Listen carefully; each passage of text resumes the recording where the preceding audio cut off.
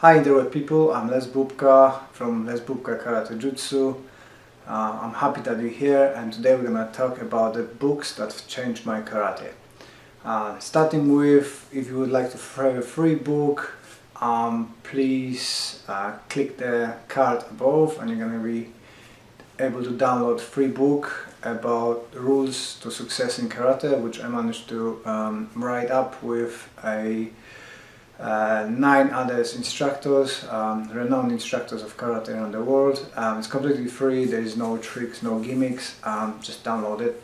And let's crack on with the books that have changed my karate.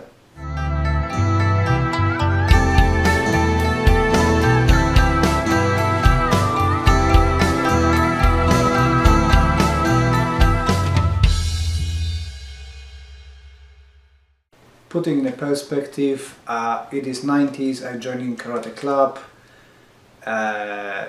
Couple months in, I've got my first book from my friends.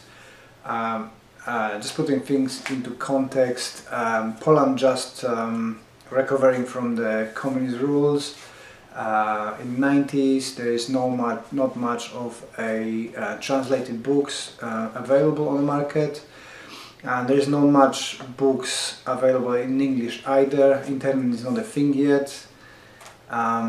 Everything is expensive. I am skint, so no money for buying proper books from abroad. We are fortunate in Poland to have at the time earnings from the east but prices from the west. So my first book is just a photocopy of Oyama, Mastering Karate, which was a great book starting. We are the system we just started is based on Kyokushin, then evolved into Ashihara. So this book was great for me to get the idea of a background on Oyama, stories about him, legends, some over-exaggerated legends, and you can see fighting with the bulls in the funny trunks. It's full of very basic techniques, so it took me on my journey of studying basics. It changed my way of looking and set me on a course of doing the strongest karate, just like Kyokushin, although we haven't been Kyokushin, but the mentality was the same. Basic principles, there is some application, self-defense, with really bad pictures, photocopy, but it was a great book as a starter and gave me an idea of what karate is and how I should do. There is some katas in this as well, nothing major in detail, but a great starter. By the way, all the books is gonna be in the links.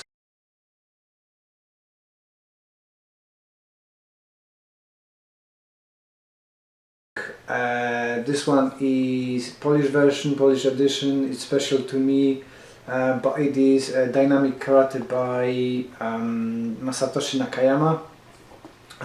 It was given to me as a first proper book from my teacher with dedication, which says perfection and skill is just a technique, and always most important is a practitioner, as a rough translation. But at the time I become obsessed with karate and wanted to know every single name of the technique, and this book is awesome for that, because you've got every tiny change in the hand setup explained and classified by Japanese names. So I thoroughly enjoyed this book. I didn't know how it's going to change my life, but it changed it twice. So first, it was just before I became a uchideshi of my teacher and really dug into karate, where I spent every day few hours of training with him, neglecting school and everything, which kind of regret now, but it wouldn't be where I am if I wouldn't follow that path. Every page was precious to me. I don't know, I'm gonna try to show you, but there are still, after 25 years, there are markups with a bit of a paper, one less at the moment. But yeah, it's a Shotokan book. You can see arrows and everything, which is the important techniques or not. Every fine detail, I was obsessed. I knew every single technique from that book, and the name, different setup of a finger, different setup of stuff. So it was great to learn. In the other way, it's changed my life. It's led to a creation recently, a Hikite t-shirt, because this is the book where I'm probably not gonna find it now, but Masatoshi Nakayama introduced the drawing. There is drawing of the guy with the Hikite, when people kind of misrepresented as for a generating of the power. Actually, he states in that book that it's for a speed but not power, but people I think misread it. We know from the science that it's not for pulling, for generating power, it is for pulling. But that led to me to do a t-shirt, which sells very well, and yeah, I'm happy with it. So I recommend the book. If you're a Shotokan practitioner, this is a must-have book. It's called the Bible of Karate. At least that's how it was taught to me.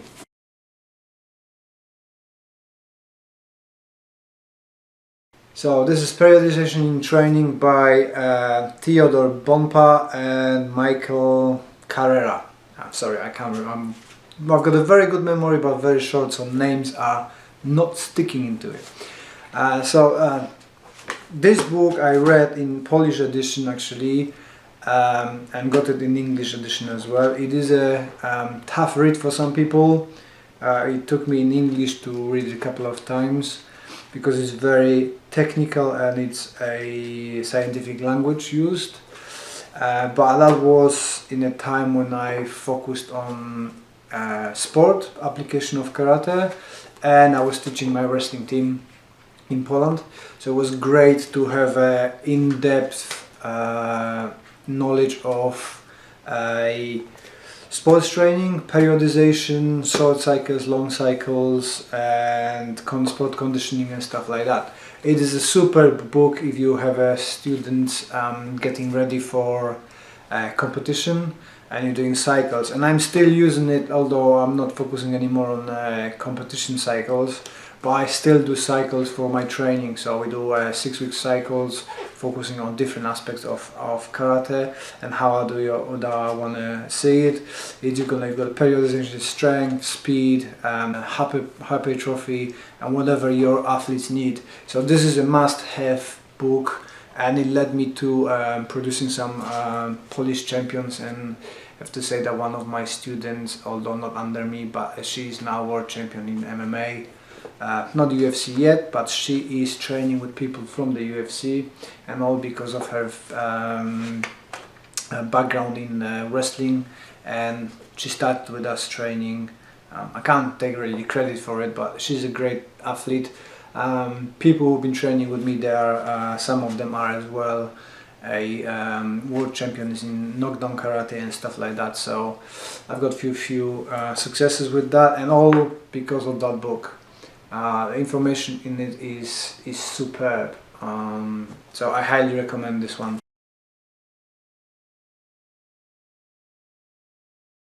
The next book, Supple Leopard. This is an awesome book, and in the result is by Kelly Starlett, Becoming a Supple Leopard. It is an awesome book. I had a few injuries, few niggles and stiff beats. This book took me on the road to recovery. It's jam-packed with assessment, exercises, how to fix whatever the problem is with you, some great tips on using the equipment to do myofascial release, massaging, mobility drills. I absolutely love that book, and everybody who's training with me probably knows this stuff, because I'm also a massage therapist, and Chinese massage practitioner list as well, which I'm not using that much. But for my students, we're using lots of stuff from Mr. Kelly, Dr. Kelly, and it's a super book. So it changed my karate in a way that it is more safe. It's focused more on the mobility and not damaging each other and fixing whatever I had. So, you know, after the 15-16 years of karate competing and doing kind of old methodology of training from 70s, my knees was aching. I've got a problem with my ankle after operation when I was little, and all that been kind of fixed by information from that book. Whoever I recommended this book is just fixing themselves. It's a great physiotherapy book. I love it. It's my book always to go to when something happens before I do any new exercises or I want to improve any mobility stuff. I am using that book for reference. It's got a great feature which I love. I'm going to try to show you. That is got the prescriptions. Where is it? Where's the prescriptions? Troubleshooting prescriptions. So let's say for the squat you've got a troubleshooting. I don't know if the lighting gonna show. Troubleshooting, and then you've got the solution and exact step-by-step and timings and whatever you need to do. I absolutely love this book. If you can get it, and for the size of it, look at this, you can kill with that book. It's very cheap. I think I paid for it £25. It was the best £25 spent on my health.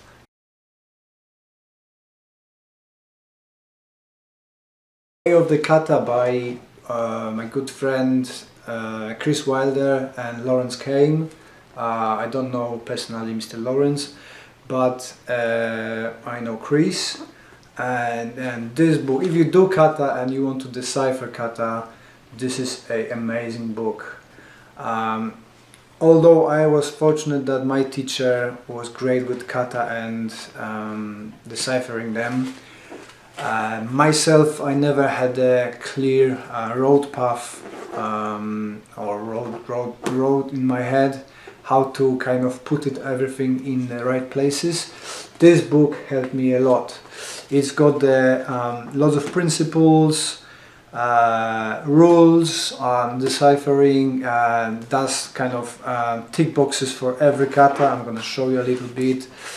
So there's principles and tick boxes when you check with kata, cross check and see how your understanding is getting.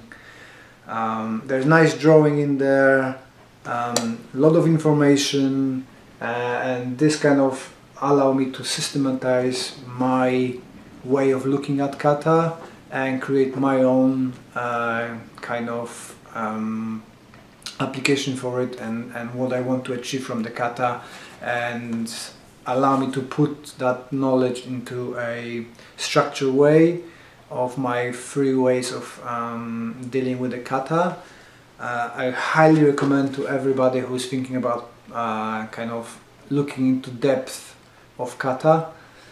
It is an amazing book. I'm really liking it as well. I often come back to it and read again because, like I said, I've got a very good memory but very short, so things going away. But this as well with the journals I'm having, it helps me to kind of keep myself in structure and think about the kata and what I want to do with them and I want from them. So this is must-have book in your library.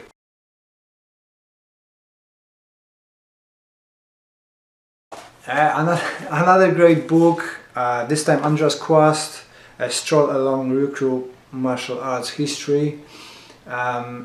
We know there's a huge amount of misconceptions in karate, starting with karate was done by farmers. I don't know how they manage to train at night when they've been working 18 hours and stuff. This book is dealing with all that stuff. It's going through looking through the history of Ryukyu Islands, the caste system, so hierarchy of the population, goes within the kind of guards in the Ryukyu Island, the shifts there have been, because they had an interesting system, 3-tier system of swapping the guards. Deals with the another myth about not having weapons on the Okinawa. It goes into details how many they've been producing, how many they've been selling, and this kind of brings into perspective how creative the Okinawans had to be to trade with China and Japan and stay kind of independent, and then working under the rule of Japan. If you are interested in the history, it is really good book. It changed my viewpoint definitely on history. Start looking more into the other books which Andreas produced, and other people as well, like Patrick McCarthy, Hanshi, and Mr. Clark. So there are good books, but this was the first one that actually changed my viewpoint on the history of karate. I highly recommend it as well. It's a good book, nice read, and Andreas is a nice guy as well.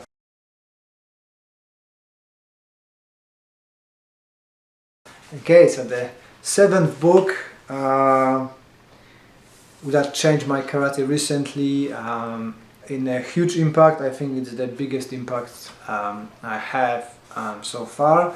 So I shifted from the kind of sports, self-defense to a mental health. And here's my t-shirt, Karate for Mental Health. If you like to grab the t-shirt or a book I'm gonna talk about, and the link gonna be in the cards. So it's my own book, Anxious Black Belt. It took me quite a long time to get myself together and write it. It's a very short book, but it's kind of summarizing my life in martial arts and outside of martial arts, and what the karate done for me, and partly wrestling. But this book allowed me to rethink and look honestly what I want from my karate and what I do with my karate and where it's heading. So this is shift my focus from a kind of normal club where we do self-defense and stuff into the helping people and martial arts. It was kind of difficult to open up myself and write about it honestly, but it was best thing I've done. It changed my karate completely, and put me on a line with the other authors, because I never expected that this book gonna be selling so well and it's gonna be so well received. I'm happy that I forced myself to write it down, and it's out there. So if you haven't read it, try it. You don't have to, but this is recently the biggest impact on my karate, and it's nice to look honestly on what do you expect from your karate. I think that's the biggest thing in karate. Be honest what you like to do. It's not everybody have to do self-defense or sport or traditional. You can find your own niche and fulfill it if you just look deep inside in yourself and follow your dreams and follow your calling. Mine always was helping people. That's why I used to be paramedic and massage therapist and whatever. Always been drawn into the helping people. So thanks to this, I am helping people with my karate.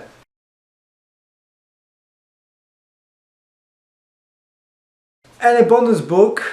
I don't know how this is gonna be changing my karate yet, because I just finished reading it, but it is a superb book if you like to look on the practical side of it.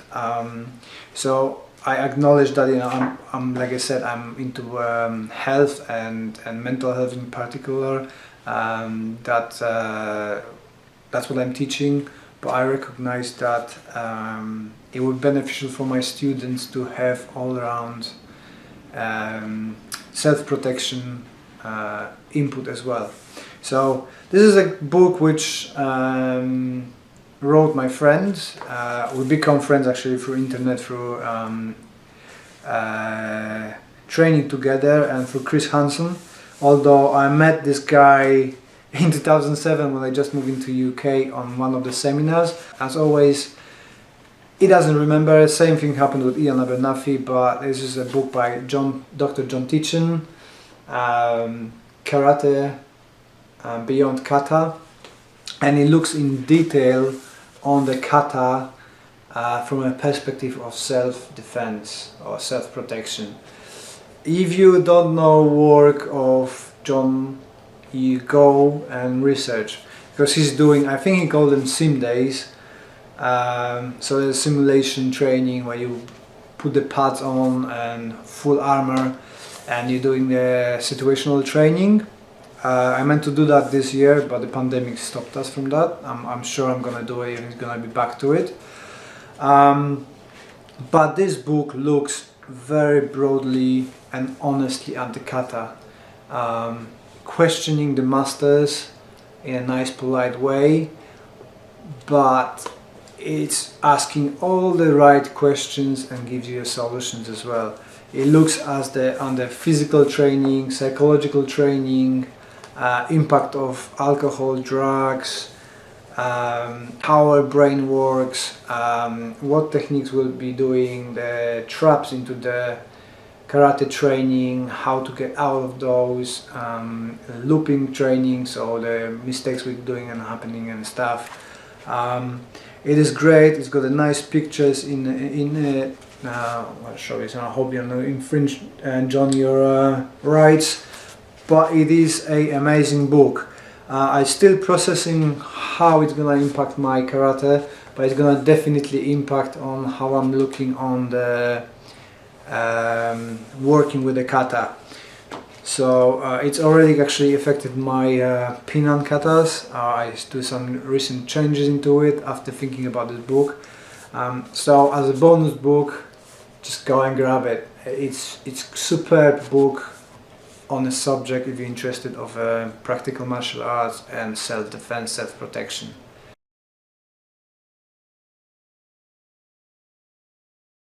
So that was 7 books that changed my karate. What kind of books change your karate?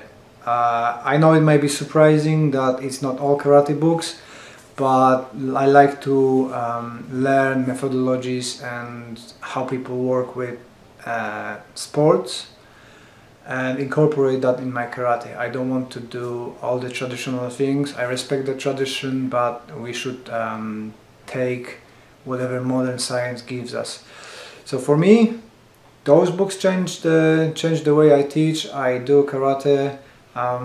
Please let me know in the comments if you wish what books been influential on you, what concepts you took from the given books. Have you got any of those books? Are you be able to